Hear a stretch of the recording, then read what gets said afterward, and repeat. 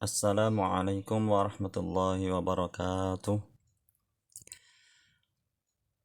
Kita lanjutkan kajian Kitab Perukatan Melayu pada halaman 32. Kemarin kita sudah membahas tentang sifat wajib bagi Allah beserta mustahilnya. Nah, sekarang pada berikutnya yaitu kita akan mengenal para rasul. Ini judulnya sifat yang wajib bagi para rasul salawatullahi alaihim wasalamuh.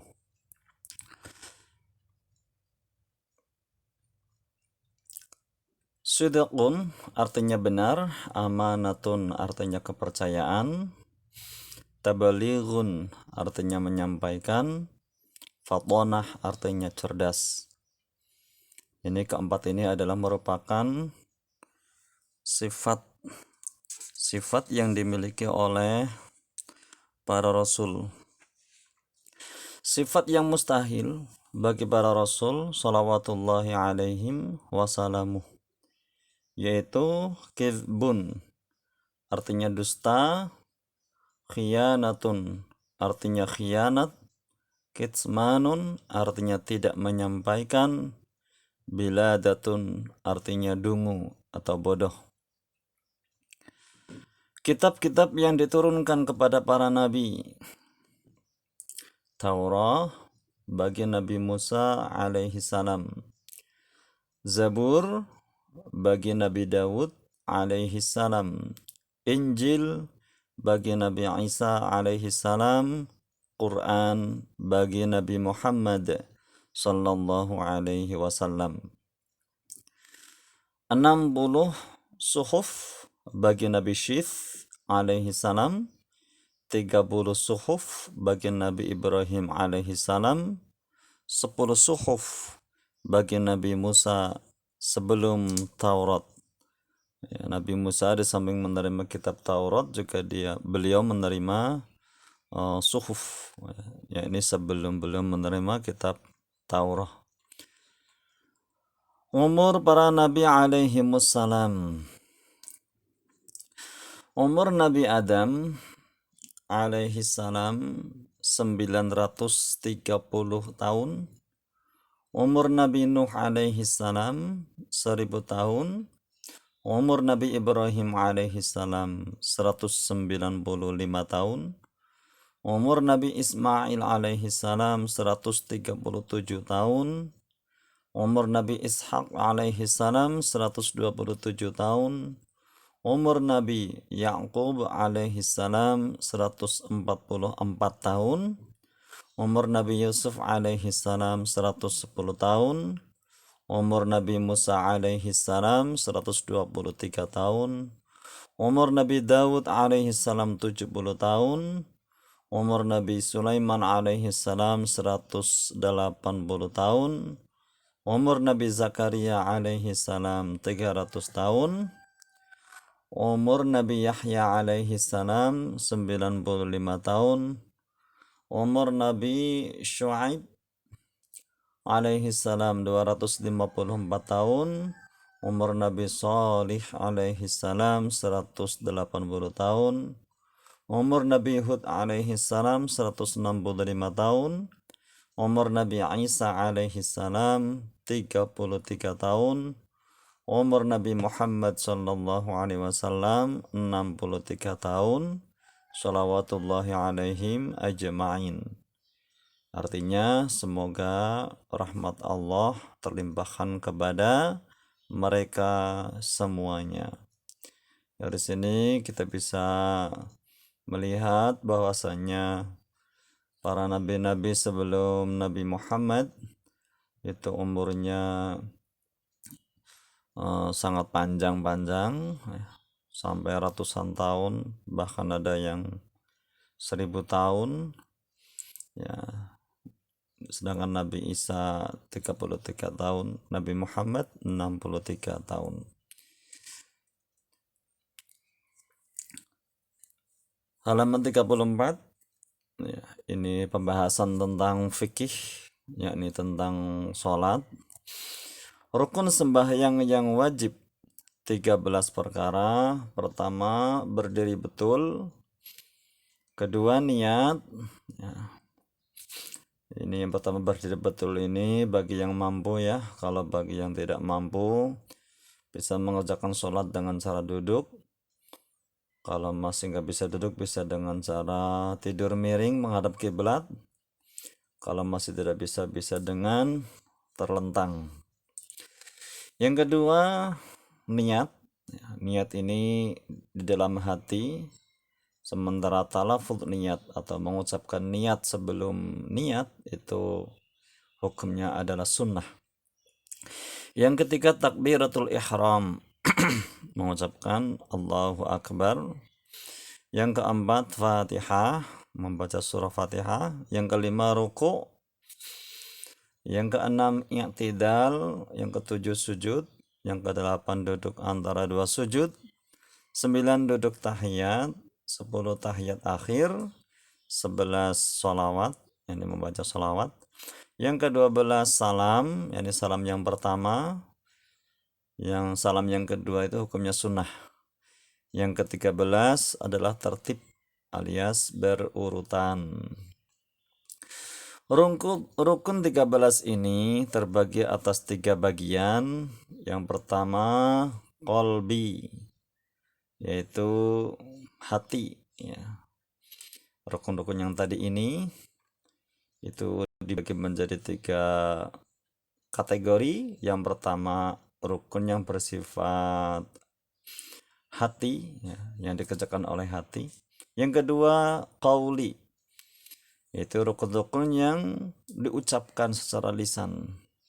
Yang ketiga, fi'li ya, yaitu rukun-rukun yang dikerjakan dengan anggota badan. Yang pertama, qalbi.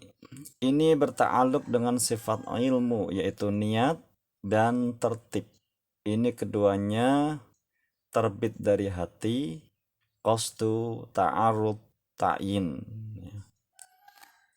Yang kedua, qauli, ini berta'alluq dengan sifat sama, yaitu takbiratul ihram, Fatihah, membaca Fatihah, tahiyat akhir, yaitu membaca tahiyat akhir, sholawat, dan salam. Ini kelimanya terbit dari lisan ya. Kalau hati terbitnya atau sumbernya dari hati. Kalau niat ya, sumbernya dari hati. Sementara rukun-rukun yang ini seperti takbiratul ihram, membaca Fatihah, tahiyat akhir ya, membaca sholawat, membaca salam, ini berasal dari lisan atau keluar dari lisan kita. Yang ketiga, fi'li, ini berta'alluq dengan sifat basar. Ini sifat berkaitan, berta'alluq arti berkaitan dengan sifat basar, yaitu berdiri betul, ruku', i'tidal, sujud, duduk antara dua sujud, duduk tahiyat akhir, dan tertib. Ini keenamnya terbit dari anggota tubuh.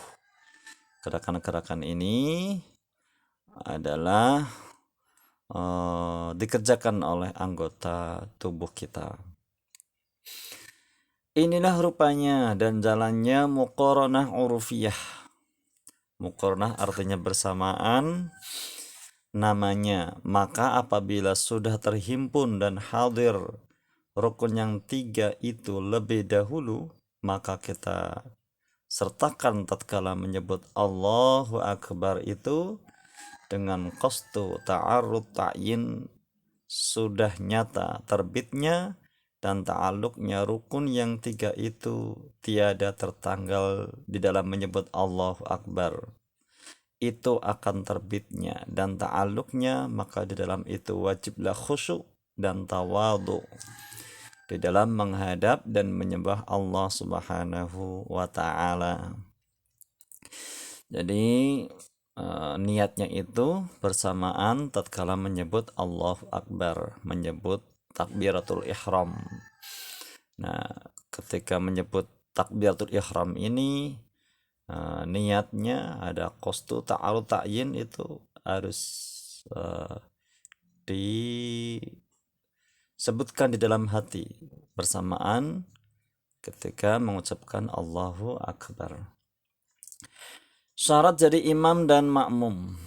Adapun syarat jadi imam itu 4 perkara. Pertama, menentukan dirinya jadi imam.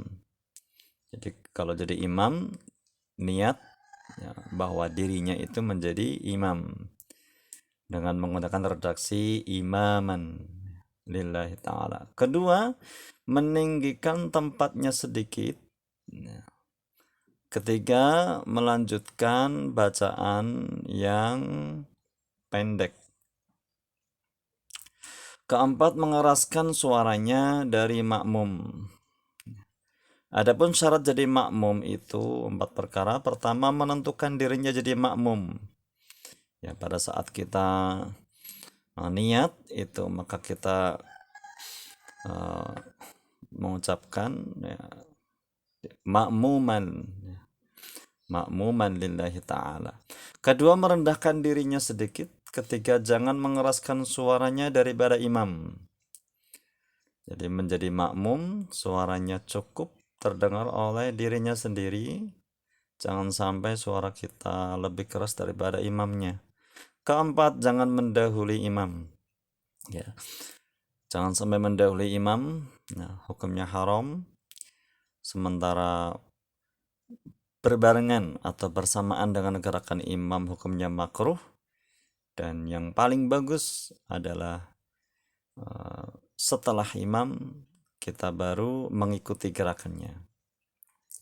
Yang haram bagi orang yang tiada ada air sembahyang.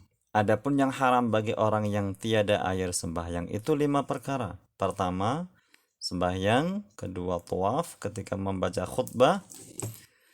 Keempat, menyentuh Quran. Kelima, menanggung atau membawa Quran. Ketika seseorang tidak punya wudhu, maka haram baginya untuk yang pertama melakukan sholat, yang kedua haram tawaf, yang ketiga haram membaca khutbah Jumat misalnya, keempat menyentuh Quran. Ya, pada saat kita nggak punya wudhu, kita diharamkan untuk menyentuh mushaf Al-Quran. Yang kelima, menanggung atau membawa Quran. Ya, membawa Quran juga tidak diperbolehkan kalau kita tidak punya wudhu. Syarat sebelum sembahyang. Adapun syarat sebelum sembahyang itu 8 perkara. Pertama, mumayyiz. Mumayyiz ini artinya bisa membedakan mana yang baik, mana yang benar. Bisa bersuci dengan sendirinya. Kedua, mengetahui fardunya dan sunatnya pada dirinya. Ketiga, membedakan segala fardu dan sunatnya. Keempat, masuk waktunya dengan yakin atau dhon. Kelima, menutup aurat. Keenam, menghadap kiblat. Ketujuh, suci badannya dan tempat sembahyangnya. Kedelapan, suci daripada hadas besar dan hadas kecil. Sudah cukup jelas, tidak perlu diuraikan. Fardu sembahyang. Adapun fardu sembahyang itu 3 perkara. Pertama, Islam. Kedua, berakal. Ketiga, baligh, cukup umurnya 15 tahun atau dengan bermimpi. Jadi kriteria baligh di sini yaitu yang pertama, kalau sudah berumur 15 tahun. Atau meskipun belum berumur 15 tahun, akan tetapi kalau dia sudah pernah bermimpi basah, maka itu juga dikatakan sudah baligh. Bagi seorang perempuan, kalau sebelum berumur 15 tahun dia sudah haid, maka dia juga dikatakan sudah baligh. Syarat sah sembahyang Jumat. Adapun syarat sah sembahyang Jumat itu 5 perkara. Pertama, tempat sembahyang Jumat itu di dalam negeri besar atau di dalam negeri kecil. Kedua, genap bilangan orang pengikutnya 40 orang mustautin, artinya orang yang bertempat tinggal tetap. Jadi syarat dilaksanakan sholat Jumat kalau jamaahnya, pengikutnya itu ada minimal 40 orang, yang 40 orang itu bukan musafir, tapi dia adalah mustautin. Apa itu artinya mustautin? Artinya orang yang bertempat tinggal di situ, alias penduduk situ. Ketiga, membaca 2 khutbah itu dengan nyaring di dalam waktu zuhur. Keempat, sembahyang Jumat itu dalam waktu zuhur. Kelima, jangan disertai atau didahului orang sembahyang Jumat dalam negeri itu. Adapun syarat fardu Jumat itu 3 perkara. Pertama, 2 khutbah. Sebelum melaksanakan sholat Jumat maka harus ada 2 khutbah. Kedua, sembahyang 2 rakaat. Ketiga, di dalam waktu zuhur. Syarat khutbah. Adapun syarat 2 khutbah itu 9 perkara. Pertama, hendaklah kedua khutbah itu di dalam waktu zuhur. Kedua, hendaklah mendahulukan kedua khutbah itu. Artinya khutbahnya sebelum melaksanakan sholat Jumat. Ini beda dengan sholat Id. Kalau sholat Id itu justru kebalikannya, di mana khutbah sholat Id itu dikerjakan sesudah sholat Id. Adapun untuk Jumat, maka khutbahnya harus sebelum sholat Jumat. Ketiga, hendaklah kedua khutbah itu dengan bahasa Arab. Khutbahnya, yakni rukun-rukun khutbahnya itu dengan bahasa Arab.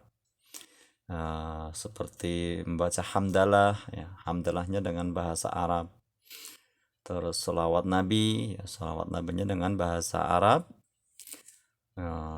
Terus rukun yang ketiga, wasiat taqwa, usikum nafsi bittaqwallah, dan baca Al-Quran juga termasuk bagian dari rukun khutbah yang harus dibaca dengan kalimat aslinya, kalimat bahasa Arabnya. Dan juga doa, doa dalam khutbah itu juga termasuk rukun khutbah yang diucapkan dengan bahasa Arab. Keempat, hendaklah berdiri. Ketiga, membaca 2 khutbah itu bagi yang kuasa. Kelima, hendaklah duduk antara 2 khutbah itu sekedar membaca Qul huwallahu ahad. Jadi setelah khutbah pertama selesai, maka khatib harus duduk, tumak ninah, sekedar bisa membaca Qul huwallahu ahad hingga akhirnya. Keenam, hendaklah membaca khutbah itu dengan nyaring suaranya sekira-kira kedengaran oleh orang 39. Suaranya paling tidak minimal itu bisa didengar oleh orang sebanyak 39, karena memang syarat berdirinya Jumatan adalah 40 orang plus khotib. Makanya di sini suara khotib itu bisa didengar oleh minimal 39 orang. Ketujuh, hendaklah berturut-turut antara tiap-tiap kalimat 2 khutbah itu, dan antaranya dengan sembahyang itu. Kedelapan, hendaklah yang membaca khutbah itu suci daripada hadas besar dan hadas kecil.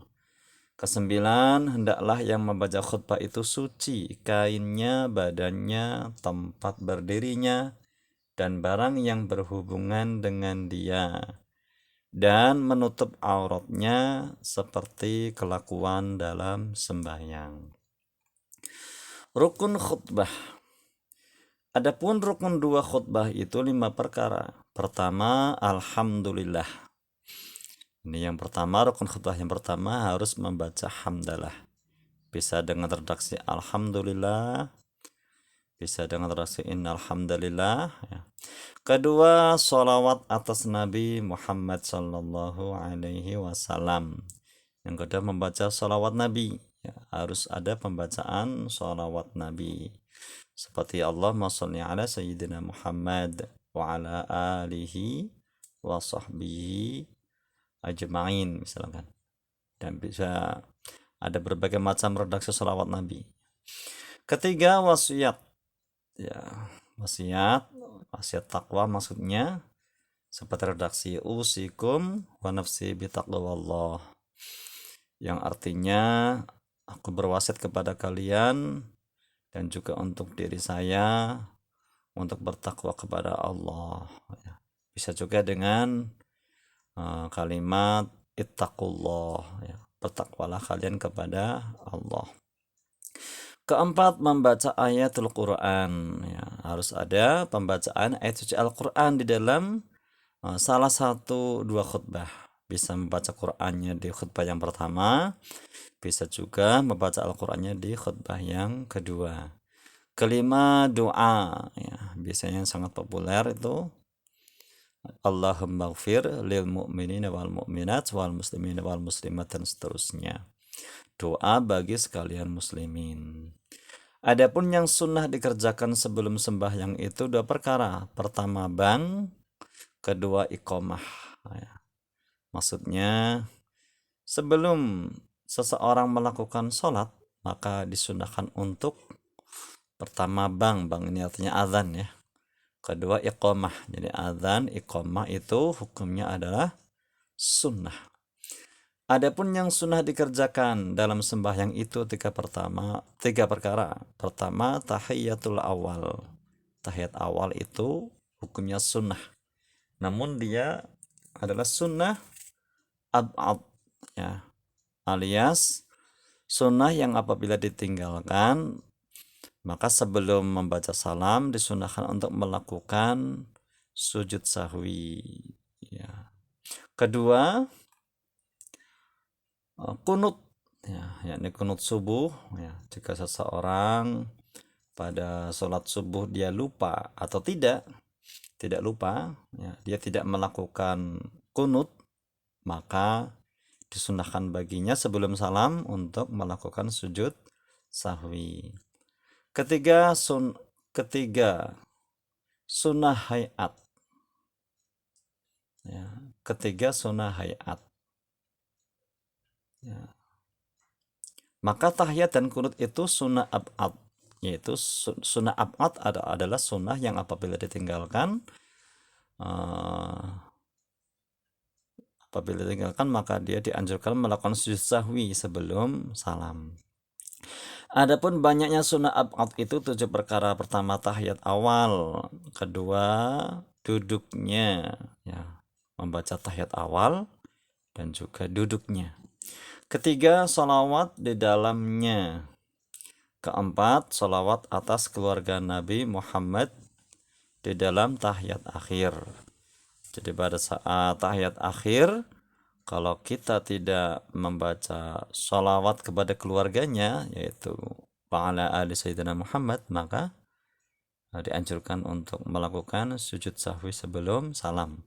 Kelima, kunut, itu kunut subuh. Ya, kalau kita lupa atau sengaja tidak melakukan kunut subuh, maka sebelum salam kita disunahkan melakukan sujud sahwi. Keenam, berdiri waktu kunut. Ketujuh, salawat Nabi di dalam kunut. Ya. Adapun sunnah hayat itu tiada disebutkan di sini karena amat banyak bilangannya. Sunnah hayat itu sangat banyak sekali, maka tidak dirinci di pembahasan ini, di bagian ini. Sunnah hayat itu sunnah yang apabila ditinggalkan tidak perlu melakukan sujud sahwi. Seperti iftitah, ya, kalau kita lupa tidak membaca iftitah tidak perlu untuk melakukan sujud sahwi. bacaan tasbih pada saat ruku, bacaan i'tidal, bacaan sujud, bacaan duduk di antara dua sujud, itu semuanya adalah contoh-contoh sunnah hayat yang membatalkan sembahyang. Adapun yang membatalkan sembahyang itu 11 perkara. Pertama, berkata-kata dengan sengaja satu atau dua huruf. Satu atau dua huruf. Ya, contohnya satu huruf, contohnya ki. Ki itu kan satu huruf, artinya jagalah. Kalau dengan sengaja mengucapkan ki, maka batal sholatnya. Atau dua huruf. Kedua, berbuat perbuatan yang banyak seperti melangkah 3 langkah berturut-turut. Ya, melangkah 3 langkah berturut-turut. Kalau tidak berturut-turut, maka tidak membatalkan sholat. Ketiga, makan. Keempat, minum. Kelima, tertawa gelak-gelak. Artinya tertawa yang berlebihan. Keenam, keguguran najis yang tiada dimaafkan. Ya, kejatuhan najis yang tidak bisa dimaafkan. Ketujuh, terbuka auratnya. Kedelapan, membelakangi kiblat alias tidak menghadap kiblat. Kesembilan, berubah niatnya. Kesepuluh, hilang air sembahyangnya. Maksudnya batal ya, batal wudunya ya, seperti buang angin ya dan sebagainya yang bisa membatalkan wudu. Ke-11, murtad, artinya mengiktikadkan iktikad kafir di dalam sembahyang. Sampai di sini pembacaan kitab Perukan Melayu kali ini. Semoga bermanfaat. Kalau ada kesalahan dalam uraian, saya mohon maaf yang sebesar-besarnya dan sangat terbuka untuk dikoreksi oleh siapa saja. Sekian, wallahul muwaffiq ila aqwamit thoriq. Assalamualaikum warahmatullahi wabarakatuh.